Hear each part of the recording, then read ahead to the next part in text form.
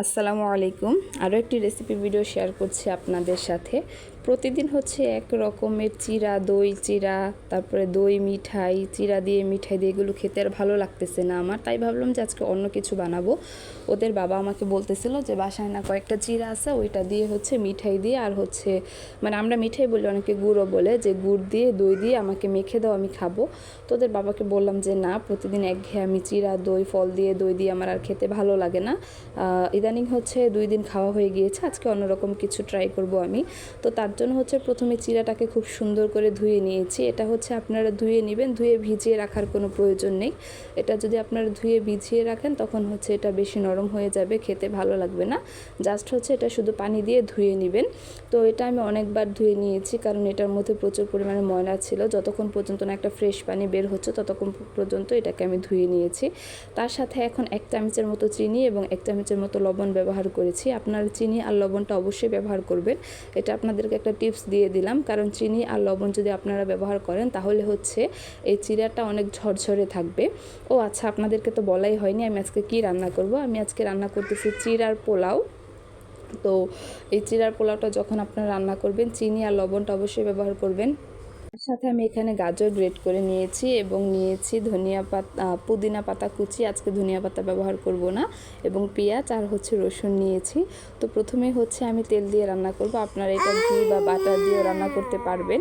তো তেলটা দেওয়ার পর হচ্ছে আমি রসুনটাকে হালকা করে ভেজে নিব। ভেজে নেওয়ার পর এখানে পেঁয়াজ কুচিটা অ্যাড করব। রসুনটাকে হালকা করে ভেজে নেওয়ার পর পেঁয়াজ কুচিটা অ্যাড করব। আপনারা হচ্ছে পেঁয়াজ কুচিটাকে হালকা নরম করবেন, একদম লালচে করে ভাজার কোনো প্রয়োজন নেই। রসুনটাকেও একদম লালচে করে ভাজার কোনো প্রয়োজন নেই। তারপরে এই দুইটা খুব সুন্দর করে ভেজে নেওয়ার পর এখানে কোনো লবণ ব্যবহার করবেন না। আমরা হচ্ছে চিড়ার মধ্যে লবণটা, তো এখানে লবণ দিবেন না, আমরা হচ্ছে এটার মধ্যে লবণটা ব্যবহার করেছি তার জন্য। আর আমি এখন ভয়েস দিচ্ছি, তো চাফা মারো হচ্ছে বারবার একটু দুষ্টুমি করতেছে আমার কাছে এসে, বারবার হচ্ছে মারোয়া বিশেষ করে এরকম করে। আমি যদি ভয়েস দিই, সে যদি বুঝতে পারে তখন বলে মাম্মা ভয়েস দিচ্ছ, যদি বলি হ্যাঁ দিচ্ছি তখন এসে বলবে হ্যালো গাইস কেমন আছেন। মারোয়া বারবার এগুলো বলতে থাকে। তো এখানে হচ্ছে হালকা করে পেঁয়াজ এবং রসুনটাকে ভেজে নেওয়ার পর আমি এখানে গ্রেট করা গাজরটা ব্যবহার করতেছি। এখানে আপনারা চাইলে যে কোনো সবজিটা ব্যবহার করতে পারবেন, তবে আমি গ্রেট করা গাজরটা এখানে ব্যবহার করেছি। তো এখানে হচ্ছে আমি একটা ডিম ব্যবহার করতেছি। ডিমটাকে খুব সুন্দর করে স্ক্রাম্বল করে নেব। এখানে আপনারা চাইলে অন্যান্য সবজি ব্যবহার করতে পারেন, যেমন আলু, ফুলকপি, তারপর হচ্ছে টমেটো, মটরশুঁটি, এগুলো ব্যবহার করতে পারেন। তবে চিড়ার পোলার মধ্যে আমার কাছে কোনো সবজি ব্যবহার করলে ভালো লাগে না, এটা নর্মালি আমার কাছে ভালো লাগে না। তার জন্য আমি কোনো সবজি এখানে ব্যবহার করব না।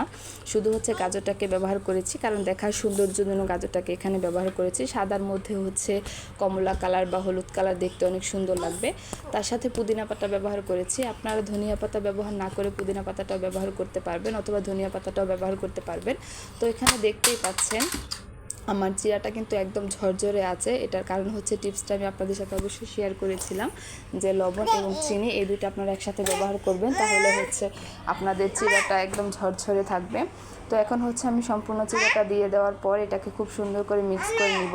আরেকটা টিপস আপনাদের সাথে ব্যবহার করছি, আরেকটা টিপস দিচ্ছি আপনাদেরকে, সেটা হচ্ছে আপনার চিড়াটা ব্যবহার করার পর বেশিক্ষণ নাড়াচাড়া করবেন না। মানে হচ্ছে আলতো হাতে এটাকে খুব সুন্দর করে মিক্স করে নেবেন। অনেক বেশি নাড়াচাড়া করবেন না বা অনেক বেশি এটাকে মিক্স করবেন না, তাহলে হচ্ছে চিড়াটা আরেকটু নরম হয়ে যাবে। আর লাস্টে হচ্ছে আমি জিরার গুঁড়া ব্যবহার করছি। আপনারা চাইলে এখানে গরম মশলার গুঁড়াটাও ব্যবহার করতে পারবেন। মানে সবার পছন্দ বা সবার টেস্ট তো একরকম হয় না। আমার কাছে যেটা খেতে ভালো লাগে ওইটা আপনার কাছে খেতে নাও ভালো লাগতে পারে। তার জন্য বললাম যে আপনাদের ইচ্ছে হলে আপনারা এটা ব্যবহার করতে পারবেন বা এটা স্কিপ করতে পারবেন। এখানে হচ্ছে আমি কাঁচামরিচের পরিমাণটা অনেক কম ব্যবহার করেছি, কারণ বাচ্চারা খাবে, বাচ্চারা তো ঝাল তেমন একটা খেতে পারে না, তার জন্য। তো এখানে কিন্তু আমরা ইফতারের আইটেমে হচ্ছে আজকে এই খাবারটাই খেয়েছিলাম। আলহামদুলিল্লাহ খাবারটা খেতে কিন্তু অনেক টেস্টি হয়েছিল। আপনারা বাসায় ট্রাই করুন।